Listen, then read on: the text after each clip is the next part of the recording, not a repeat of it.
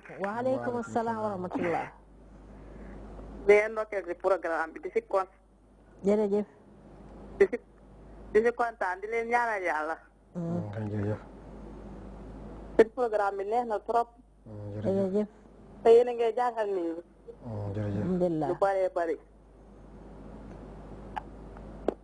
asalaamaaleykum. waaleykum assalam jërëjëf.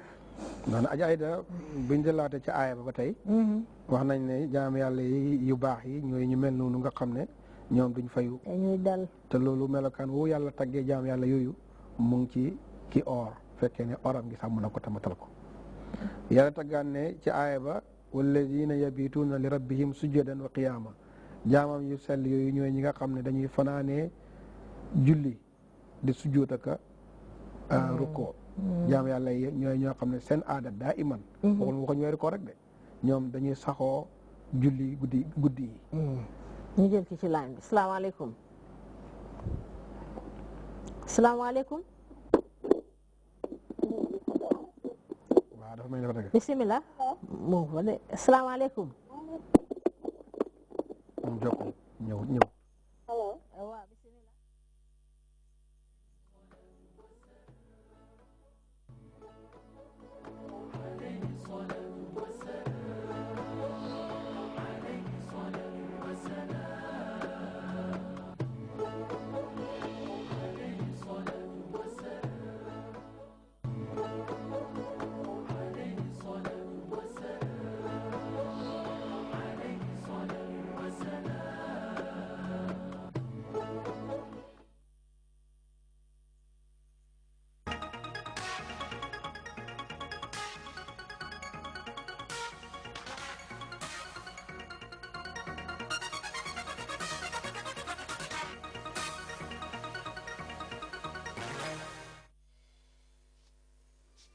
It's known in Banjul and welcome to Grts News in our top stories.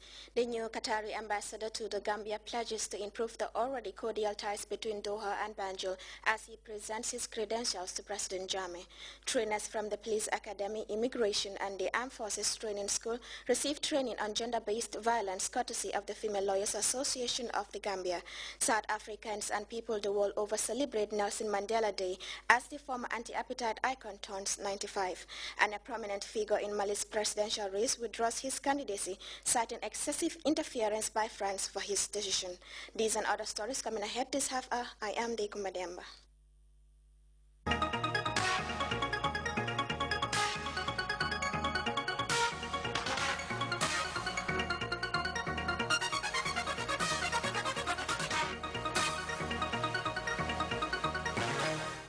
Thanks for joining us. Qatar's new ambassador to the Gambia, His Excellency Mohammed Al-Kab, has promised to improve the already strong bilateral relations between Doha and Banjul. Ambassador Kab made these remarks Thursday, shortly after presenting his credentials to His Excellency the President, Sheikh Professor Al-Haji Dr. Yahya Jammeh, saying he intends to reinforce efforts and actions in areas that could yield both countries enormous benefits. Abdunjai reports. With an air of confidence, his objectives clearly defined, hinging lightly on the importance of keeping this almost sacred relationship between Qatar and the Gambia healthy.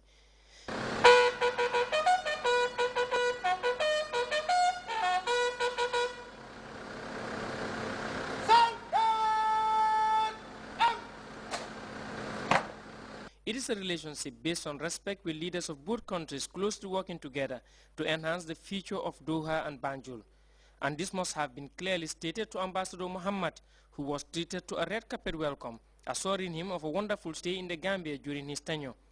Received by President Jammeh, the two went behind closed doors to discuss perhaps the challenges of enhancing that special relations between their two countries, with him as the new ambassador having a very enormous role to play in the whole process.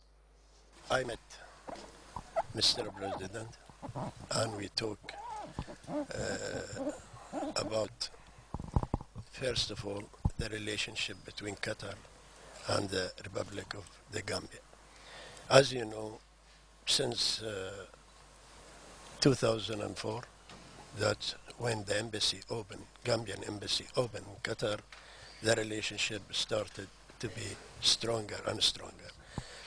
My job now here, as I said to the Mr. President, is to facilitate and improve the relationship. And we lucky we have a very good ambassador, like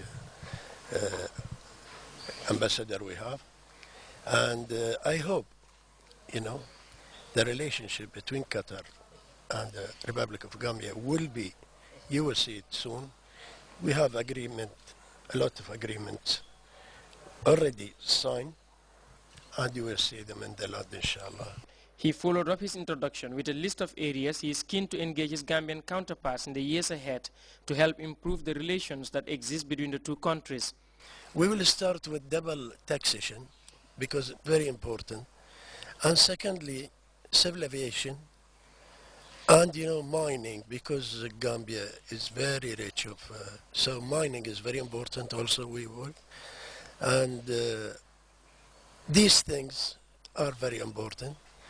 And also, I can't add anything because there are a lot of agreements. You will see them, inshallah, in the future. Having been formally introduced to the Gambian leader, Ambassador Mohammed can now assume his official role, energized of course by the courtesy and the protocols that have been successfully completed on rehearse. Abdunjai, GRTS. The Female Lawyers Association of the Gambia flag Thursday kickstarted a 3-day training of trainers for 20 personnel drawn from the Gambia Police Academy, Police, Gambia Armed Forces and the Immigration Training Schools on international, regional and domestic legal frameworks to combat gender-based violence. The exercise, supported by the British High Commission, intends to strengthen the capacity of law enforcers as well as advocate for the inclusion of women's protection in their training curricula. Abdullah Baji has the details. In its bid to promote and protect the rights of women and children, continues to educate different groups in society. It is against this backdrop that this training targeted trainers from the Gambia Police Force Academy, Gambia Armed Forces Training School, and the Gambia Immigration Training School. Section 6 of the Act, therefore, makes it very clear that all hands must be on deck to ensure that violence is eliminated from public and private institutions and the society at large. It is therefore my view that the security outfits should be at the forefront of this fight, as they are by their very nature protectors, and I dare say protectors of women. From this training, the flag president said security personnel are expected to attend to all victims of gender-based violence instead of sending them home for the case to be treated as family matter. The Attorney General and Minister of Justice, Ami Diouf, speaking at the opening ceremony, said this training came at a time when the government of the day is spearheading the fight against gender-based violence. The coming together of stakeholders, notably the involvement of law enforcers in fighting what she called a societal ill, is a move in the right direction. Minister Diouf was of the belief that this training would better equip the participants in handling and prosecuting such cases.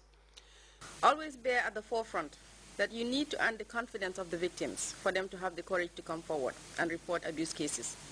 They must be assured that they would be safe, they would be helped, and they would be believed. At the same token, they must be safe in the knowledge that they will only be prosecuted for perverting the cause of justice if their original allegation is false, and not where they feel unable to support a prosecution and withdraw. Describing gender-based violence as a deep-rooted practice in our society, the Chief of Defense Staff, Lieutenant General Usman Baji, commended FLAG for their role in stemming the tide. Your task in assisting women to exercise their equal rights and promote the full participation of women lawyers in the legal profession is no small task. Equally, the importance of widening access to justice by providing legal aid to poor women who are victims of gender-based violence, mostly rape and domestic violence, sexual exploitation, child abandonment, forced marriage, and so on, cannot be overemphasized. CDS Baji also opined that what he called an interactive forum will be of great help to security forces on peace-building missions where the issue of gender-based violence tends to be high. Declaring the 3-day forum open, the Deputy British High Commissioner to the Gambia, George Sheriff, expressed delight at partnering with what he described as an effective and passionate organization like FLAG. I would like to thank FLAG for their tireless work in upholding the rights of women and children in the Gambia, I also want to thank all of the